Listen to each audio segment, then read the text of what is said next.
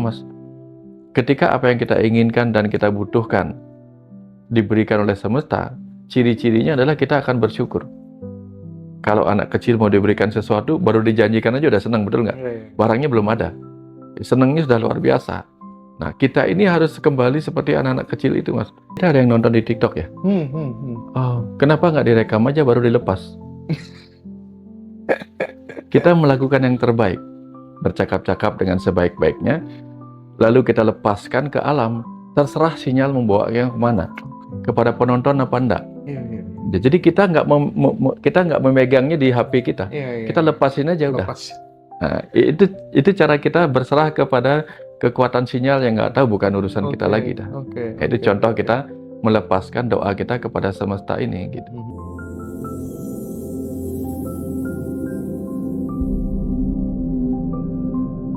Gitu. Atau jangan-jangan memang doa yang terwujud itu secara ilmiah gitu ya, ada scientific prayer-nya itu kira-kira bagaimana Pak Wayan?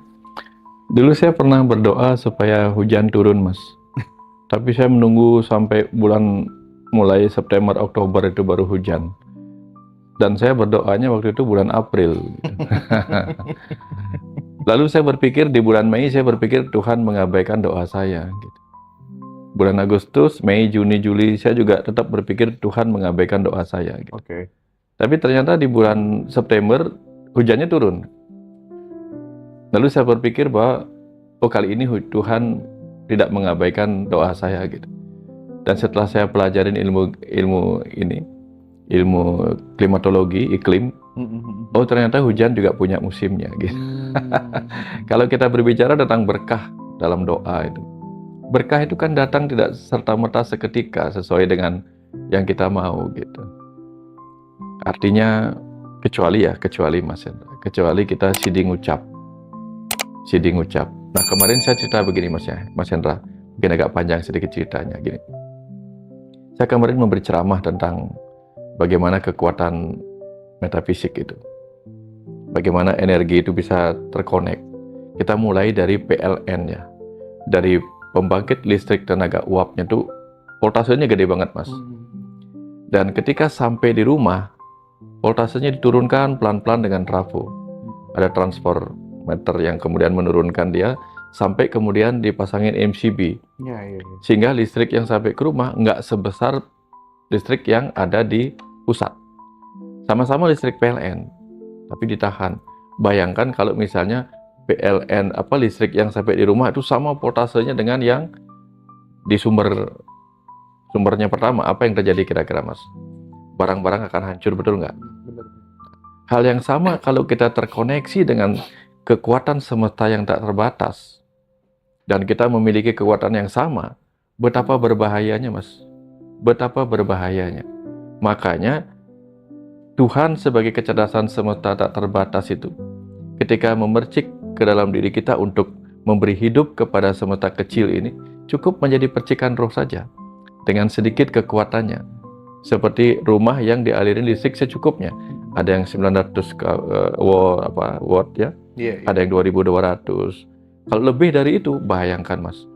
Kalau voltasenya terlalu tinggi bisa rusak barang-barang kita Mas. Nah, bayangkan kalau tiba-tiba kita terkonek dengan kekuatan Tuhan yang semesta tak terbatas itu. Setiap yang kita pikirkan tiba-tiba menjadi kenyataan. Lalu kita tahu diri kita terlalu banyak pikiran, Mas. Tiba-tiba kita mencaci maki orang. Atau mendoakan orang jadi buruk. Mati aja deh kamu, mati orangnya. Jadi kan kacau hidup ini. Kalau semua orang dengan mudahnya doanya tercapai, Mas. Maka kemudian doa itu pun diberikan kekuatannya terbatas untuk menjadi tercapai sesuai harapan. Makanya dibutuhkanlah kekuatan yang pelan-pelan harus dibangun, yaitu kekuatan keyakinan. Setelah kekuatan keyakinan terbangun, itu pun tidak cukup, Mas. Keyakinan boleh, tapi kemudian sang waktu tetap membuktikannya. Benar nggak sih kita menginginkan hal seperti itu? Jangan-jangan berubah nantinya. Jangan-jangan berubah. Contoh, ketika kita berdoa, ya Tuhan, ini mau nikah nih. Ya Tuhan, semoga pernikahan kami langgeng. Doanya demikian. Di tengah perjalanan setelah 5 tahun, ketahuan pasangannya cerewet. Ya, kalau doanya terpenuhi, tidak ada doa-doa lain yang akan terpenuhi lagi berikutnya. Maka sepanjang hidup dia harus belajar menerima kecerewetan pasangannya atau kekerasan pasangannya. Karena Tuhan sudah mendengar doa sekali itu. Jadi kan orang bisa berubah harapannya. Kalau doa itu selalu terpenuhi dengan mudah, hidup ini kacau, Mas. Iya. Makanya yang dibutuhkan adalah 1, keyakinan bahwa doa akan tercapai. 2, kepasrahan kita untuk berserah kepada proses itu. 3, kesabaran kita kepada sang waktu. Bahwa sang waktu akan tiba dengan waktunya. Dan yang keempat, kita harus bisa ikhlas menerima apapun yang datang sebagai hasil dari doa kita. Karena belum tentu yang kita inginkan sesuai yang kita butuhkan. Kadang yang kita inginkan itu tidak sesuai dengan yang kita butuhkan. Kalau semesta memberikan apa yang kita inginkan, bahaya kita, Mas. Karena banyak orang mengatakan begini, masalah adalah ketika harapan tidak menjadi kenyataan. Tapi jangan lupa, ketika harapan menjadi kenyataan pun akan muncul masalah. Bukan tidak ada masalah, hati-hati. Karena setelah kita punya sesuai harapan kita, apa yang kita punyai itu akan menyakiti kita. Kalau nggak bisa mengelolanya.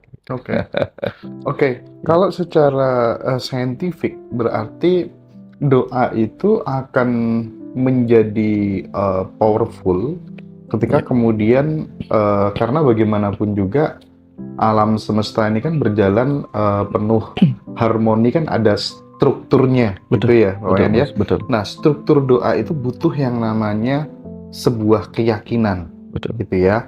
Terus kemudian percaya penuh tanpa ada sedikit pun keraguan, gitu. Itu menjadi poin penting ya, Dan mungkin juga peran apa tuh namanya, diri kita yang senantiasa bersyukur dalam terwujudnya sebuah doa itu seberapa besar, Pak Wayan? Persis, Mas Hendra. Ketika orang tidak punya rasa syukur yang besar, itu seperti orang yang tidak pernah bisa berterima kasih atas pemberian. Ya, kira-kira kalau Mas Hendra pernah memberikan sesuatu pada orang, satu kali diberikan dia nggak berterima kasih, bahkan mengeluh. Diberikan kedua dia juga tidak berterima kasih, bahkan tambah mengeluh. Kira-kira Mas Hendra akan kasih lagi nggak dia? Enggak lah. Tapi ketika Mas Hendra memberikan satu hal saja, satu hal kecil, sebagai percobaan misalnya, dia berterima kasih. Pasti kita ingin beri lagi yang banyak, beri lagi, dan dengan semakin banyak dia berterima kasih, kita akan merasa apa yang kita berikan sesuai dengan apa yang dia inginkan dan apa yang dia butuhkan. Nah, semesta juga sama, Mas. Ketika apa yang kita inginkan dan kita butuhkan diberikan oleh semesta, ciri-cirinya adalah kita akan bersyukur. Tapi kalau kita diberikan sesuatu, kita tidak berterima kasih, kita tidak bersyukur, maka tentu kita tidak akan diberikan lagi oleh semesta ini, Mas. Karena dianggap apa yang diberikan itu tidak sesuai dengan keinginan dan kebutuhan kita. Sia-sia juga diberikan, gitu. Itu cirinya. Maka kekuatan bersyukur adalah kekuatan terpenting supaya kita bisa diberikan sesuatu. Karena gini, Mas Hendra, begitu kita tidak bersyukur, berarti kita nggak benar-benar menginginkan itu, tidak benar-benar memberikan rasa bahagia. Dan dalam konteks ilmu doa dikaitkan dengan daya ajaib metafisik, Mas Hendra. Ketika kita berafirmasi, bahkan kita harus bahagia sebelum harapan itu tiba. Bayangkan kalau harapannya sudah tiba, tidak bahagia pula karena tidak bersyukur. Nah, ke depan kan jadi ada kekuatan. Bahkan kita harus bisa bersyukur dan bahagia sebelum apa yang kita inginkan itu tiba. Itu teorinya memang, teorinya. Jadi kalau ada ungkapan fake it until make it itu benar ya, Pak? Iya, Mas. Ya. Fake it until make it itu benar berarti ya? Iya. Jadi kalau dalam teori fisika kuantum ada quantum seeding atau quantum jump. Ya. Sesuatu yang kita inginkan, ya, kita hadirkan penuh, kita imajinasikan penuh, kita getarkan perasaan itu seolah-olah benar-benar sudah terjadi, gitu ya. Dan itu katanya sudah terjadi di alam spiritual, benar ya? Iya. Karena kan ada frekuensi afirmasi pemikiran kita, lalu ada frekuensi rasa. Rasa itu kan juga mengiringi gitu. Sama lah dengan kita gini Mas Hendra. Kita pingin makan ini, pingin makan. Oke. Lapar banget ini. Terus kita pingin makanan yang enak gitu. Lalu kita disiapin kue. Ketika ngelihat kue itu, pikiran kita kira-kira senang nggak Mas? Senang pasti. Oh rasanya pingin cepat-cepat ngambilnya. Tapi kalau tiba-tiba kue itu disajikan, kuenya kue coklat, disajikan bentuknya seperti bentuk kotoran anjing gitu misalnya. Rasa kita tiba-tiba tetap selaras nggak dengan itu? Nggak mood ya? Nggak mood, langsung hilang. Padahal aslinya itu memang hanya bentuk berbeda. Ya, itu perbedaannya Mas. Perbedaan antara bantuan kekuatan rasa dengan kekuatan keinginan itu. Keinginan juga harus didorong oleh rasa Mas. Karena kan kita punya kekuatan otak. Kekuatan otak kita terbagi dua, rasa dan rasio. Rasio itu dipakai untuk membuat detail apa yang kita inginkan. Rasa dipakai untuk menguatkan keyakinan kita bahwa kita sudah meng-attract, menarik kebahagiaan itu sebelum dia bahkan tiba. Contoh nih Mas Hendra, kalau anak kecil mau diberikan sesuatu, baru dijanjikan aja udah senang, betul nggak? Barangnya belum ada, senangnya sudah luar biasa. Nah, kita ini harus kembali seperti anak-anak kecil itu Mas, yang kalau inginkan sesuatu, senenglah lebih dulu, bahkan sebelum barangnya datang gitu. Ya, kembali ke ini, apa tuh namanya, Pak Wayan nyinggung tentang anak kecil gitu ya. Ya. Kita tahu bahwa ketika ada anak kecil menginginkan sesuatu kepada kita sebagai orang tua, dia itu kan menginginkannya kan tanpa keraguan. Ya. Tanpa keraguan mereka. Persis. Dia percaya betul bahwa Orang tuanya kan segalanya bisa terjadi gitu. Masalahnya, ketika kemudian tumbuh dewasa, kita pakai rasio, kita pakai logika, disitulah kemudian muncul keraguan-keraguan gitu. Beda seperti kita waktu masih kecil gitu. Itu gimana yang bisa kita ambil dari anak kecil itu untuk jadikan doa kita itu menjadi powerful, Pak Wayan? Anak kecil juga pakai rasio Mas. Dia pakai logikanya. Tapi dia bawa kepada optimisme. Orang tua saya pasti memberikan saya. Kalau kita dewasa, rasio kita pakai untuk menjadi pesimisme. Betul nggak? Iya. Oke, nggak mungkin sih kayaknya. Memang sih saya berharap, tapi kayaknya nggak mungkin. Soalnya begini, kita langsung memperhitungkan ketidakmungkinan itu. Akhirnya menjadi impossible. Tapi bagi anak kecil, impossible itu dijadikan I am possible. Nah itu bagi anak kecil. Pokoknya pasti dibeliin dah gitu. Impossible. Dari impossible jadi I am possible. Nah, tapi ketika kita beranjak dewasa, kita mengubahnya dari I am possible menjadi impossible. Walaupun kita menginginkan itu, tapi kita menganggap kayaknya nggak mungkin deh. Sedikit keraguan itu.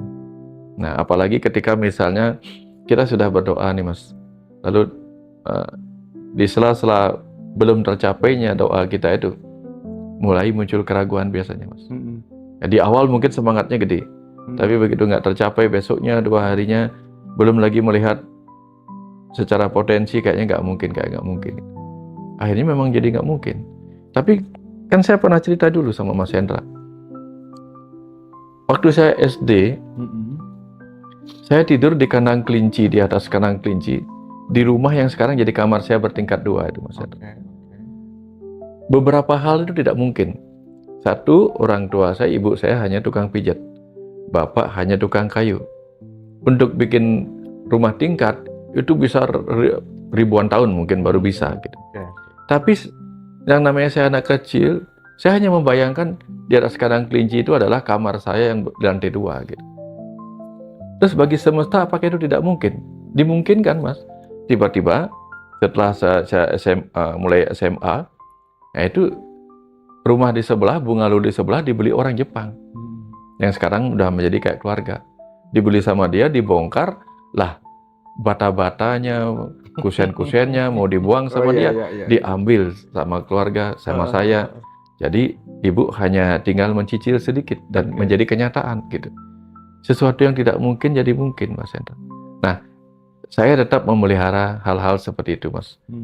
Ya. Saya tidak terlalu suka pada hal-hal gaib dalam arti yang lain. tapi saya menyukai keyakinan saya pada hal-hal metafisik Oh itu. iya, menarik, Ya, menarik.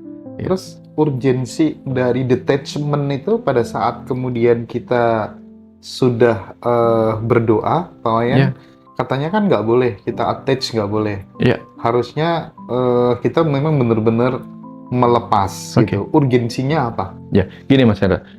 Kebayang nggak kalau Mas Hendra kita lagi mau memanah seperti Arjuna? Pertama kita sudah fokus pada sasaran kita.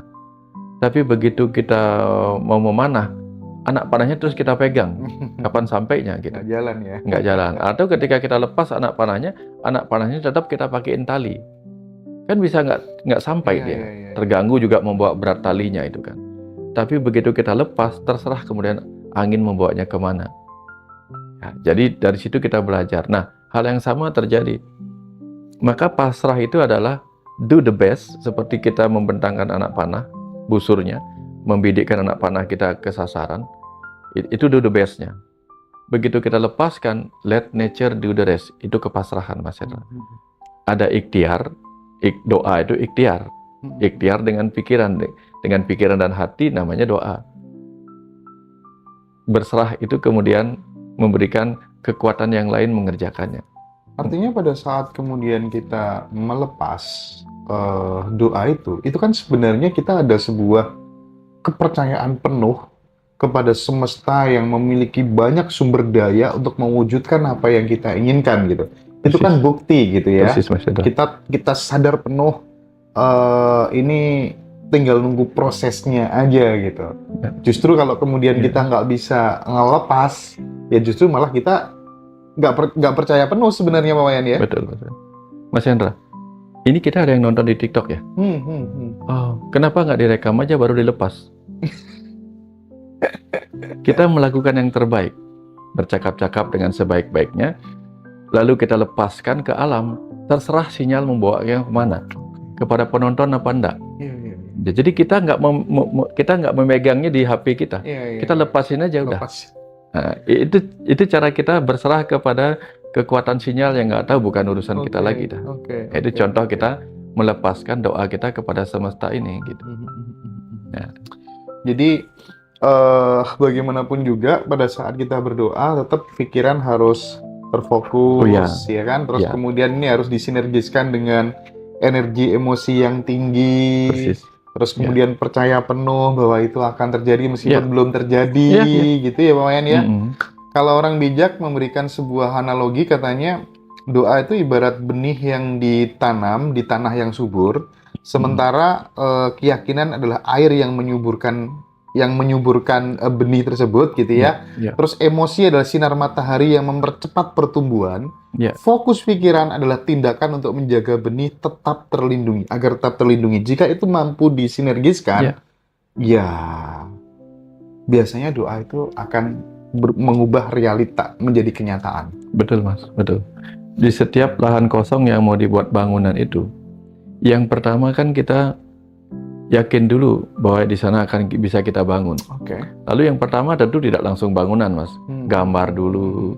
Dan ketika melihat gambarnya kita yakin, padahal itu udah gambar, baru gambar. Tapi kita yakin kalau gambar itu menjadi kenyataan, itu akan seperti yang kita inginkan. Padahal baru gambar. Barangnya sendiri belum ada. Nah, ketika kita berafirmasi, bervisualisasi, itu kan hanya membuat gambar dalam imajinasi kita. Seolah-olah itu akan memang menjadi kenyataan. Nah, biarlah kemudian sang arsitektur semesta ini yang menggerakkan semuanya. Gitu. Tugas kita hanya membangun imajinasi kita, Mas. Gitu. Tetapi, kalaupun imajinasi kita kuat, kita tidak terkonek dengan banyak orang, terganggu juga, Mas. Nah, ini contohnya, Mas ya. Misalnya, kita ingin punya rumah di sebuah lahan kosong. Kalau kita nggak terkonek sama arsitek, gimana caranya? Nggak bisa. Lalu setelah kita terkonek sama arsitek, si arsitek nggak terkonek sama pemborong. Oke, dia terkonek sama pemborong, tapi si pemborong kehilangan tukang. Nggak ada tukang sama sekali, nggak bisa.